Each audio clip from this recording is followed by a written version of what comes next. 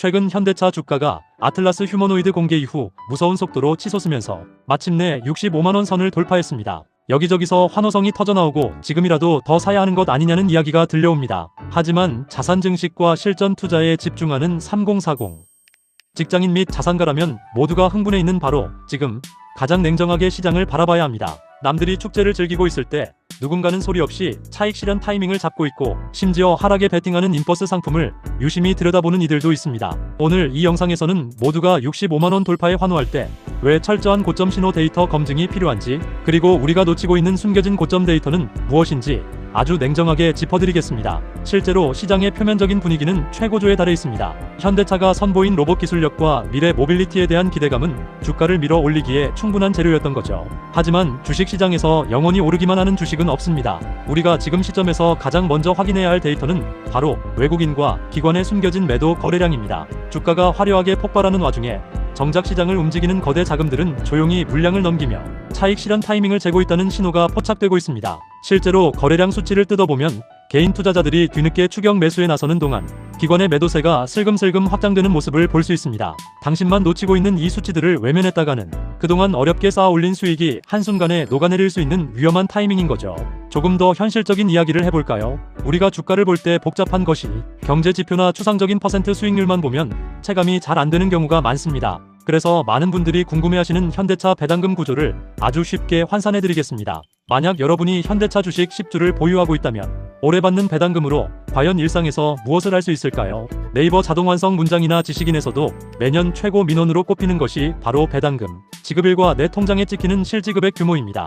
현대차의 강력한 주주환원 정책을 기준으로 계산해보면 10주 보유 시 받게 되는 실질 배당금은 단순히 수치상의 이익을 넘어 우리 가족의 마트 외식비나 한 달 주유비 혹은 주말마다 시켜먹는 치킨을 1년 동안 수십 마리는 거뜬히 먹을 수 있는 실질적인 현금 흐름으로 돌아옵니다. 이렇게 배당 매력이 확실한 종목임에도 불구하고 지금처럼 주가가 단기간에 급등했을 때는 이야기가 완전히 달라집니다. 주가가 65만원 선을 넘나들 때 발생하는 배당 수익률의 하락과 고점 부담감은 실전 투자자들에게 차익 실현이라는 선택지를 강요하게 만듭니다. 실제로 많은 자산가들이 지금 구간에서 일부 물량을 정리해 수익을 확정 짓고 있습니다. 그런데 여기서 진짜 중요한 문제가 하나 더 발생합니다. 현대차 주식 매도 후 이익을 확정 지은 바로 다음 단계에서 직장인 투자자들이 반드시 마주하게 될 두 번째 공포가 기다리고 있기 때문입니다. 그 공포의 정체는 바로 금융소득 종합과세 기준입니다. 대부분의 투자자들은 주식으로 돈을 버는 것에만 집중하지 번 돈을 지키는 세금 문제에는 그리 민감하지 않습니다. 내가 열심히 투자해서 거둔 수익이 연간 기준을 초과하는 순간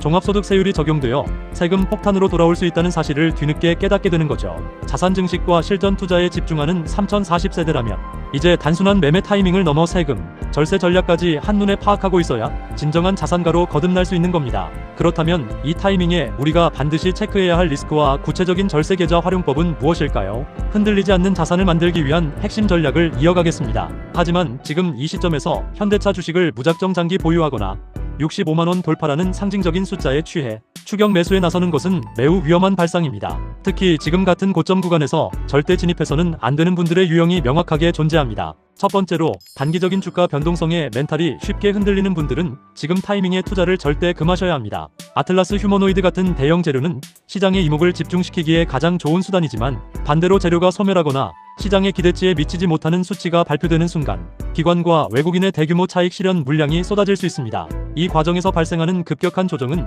단기 투자자들에게 치명적인 자산 상실의 고통을 안겨줄 수 있는 거죠. 두 번째로 현대차 주식의 치명적인 약점과 리스크를 전혀 고려하지 않고 오직 배당금 수익률이나 미래 로봇 테마만 보고 들어오는 분들도 위험합니다. 현대차의 가장 큰 아킬레스건은 바로 글로벌 경기 둔화와 고금리 기조의 장기화에 따른 소비 심리 위축입니다. 자동차는 대표적인 고가의 내구재이기 때문에 거시 경제가 흔들리면 가장 먼저 타격을 입는 업종입니다. 아무리 로봇 기술이 뛰어나고 배당을 많이 준다고 한들 본업인 자동차 판매량에서 꺾이는 신호가 나오면 주가는 가차없이 하락세로 돌아서게 됩니다. 주가가 65만원대라는 역대급 고점을 형성하고 있는 지금 이러한 거시적 약점을 무시하고 장밋빛 미래만 꿈꾸는 것은 내 자산을 시장의 투기 세력에게 그대로 바치는 꼴이나 다름없습니다. 결국 지금 우리에게 필요한 것은 철저한 데이터 기반의 대응 전략입니다. 앞서 말씀드린 금융소득 종합과세 기준을 회피하면서도 현대차 주식 차익 실현 타이밍을 영리하게 잡아내는 실전 팁을 공유해드리겠습니다. 만약 여러분이 이번 급등장에서 상당한 평가 차익을 거두셨다면